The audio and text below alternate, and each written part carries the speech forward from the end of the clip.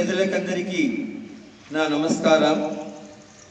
దేశ విదేశాల్లో నివసిస్తున్న భారతీయులందరికీ గణతంత్ర దినోత్సవ సందర్భంగా నా హృదయపూర్వక శుభాకాంక్షలు తెలియజేస్తున్నాను.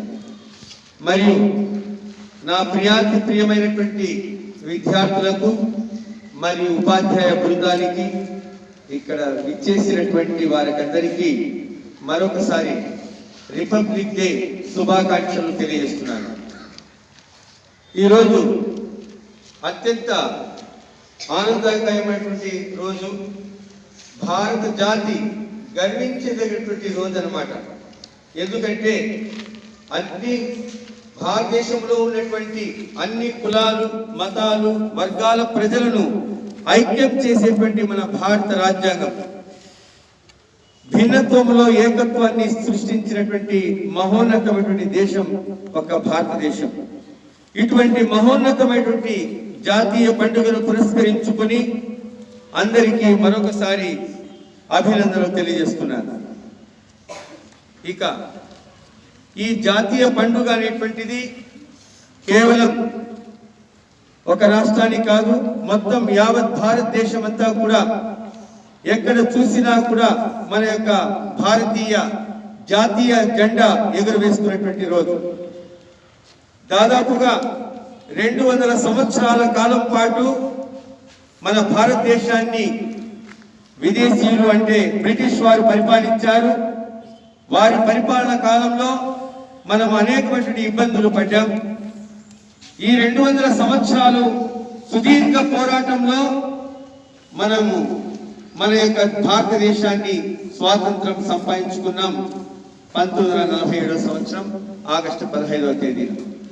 కానీ మనకు సంపూర్ణ స్వాతంత్రం కావాలని భారత జాతీయ కాంగ్రెస్ నాయకులందరూ కూడా పోరాటం సల్పినారు. ఈ జనవరి 26 రిపబ్లిక్ డేకు ఒక చాలా ప్రత్యేకత ఉంది. మన దేశాన్ని మనమే పరిపాలించుకోవాలా అనేటువంటి ఒక ఉద్దేశం.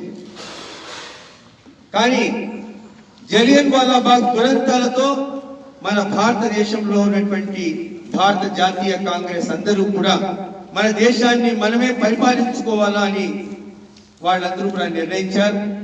డ్రాఫ్టింగ్ కమిటీ ఏర్పడింది. ఆ కమిటీలో 7 సభ్యులు ఉన్నారు. అందులో మన యొక్క డాక్టర్ బిఆర్ భీమ్రావ్ రామ్జీ అంబేద్కర్ గారు నిరంతరము కృషి చేసి వివిధ దేశాల్లో ఉన్నటువంటి లా చట్టాన్ని తీసుకొని ఆ యొక్క రాత్రి పగళ్ళు ఆయన వచ్చేసి శ్రమించి దాదాపుగా ఆయన రాస్తూ ఉంటే చేతులన్నీ కూడా తిమ్మిరెక్కిపెట్టు అనమాట. దాదాపుగా 2 సంవత్సరాల 11 నెలల 18 రోజులు పట్టింది ఆయన మన భారత రాజ్యాంగం రాయడానికి. అలాంటి మహానుభావులు ఈరోజు మనం స్మరించుకుంటున్నాం. ఎందుకంటే ప్రతి ఒక్క విద్యార్థి కూడా ఈనాటి యొక్క విద్యార్థులే రేపటి భావితరాల యొక్క పౌరులు. కాబట్టి విద్యార్థులారా బాగా చదువుకొని తమ తల్లిదండ్రులను ఉన్నటువంటి పాఠశాలను మన యొక్క పట్టణానికి మంచి పేరు సంపాదించాలని ఈ సందర్భంగా నేను తెలియజేస్తున్నాను. గత సంవత్సరం మనము దాదాపుగా 596 మార్కులను సాధించి ఘన విజయాన్ని సాధించినాం. ఈ సందర్భంగా ఉపాధ్యాయులకు అందరికీ నేను శుభాకాంక్షలు తెలియజేస్తున్నాను. మరొకసారి ఇక్కడ ఉన్నటువంటి 10th క్లాస్ విద్యార్థులు కూడా నిరంతర ప్రక్రియ, రాత్రి పగలైనా సరే కష్టపడి మన యొక్క టార్గెట్ ను మనం సాధించాలని ఈ యొక్క రిపబ్లిక్ డే సందర్భంగా అందరినీ ఆశీర్వదిస్తూ నేను ఈ ప్రసంగాన్ని ముగిస్తున్నాను. Thank you. జై హింద్, జై భారత్.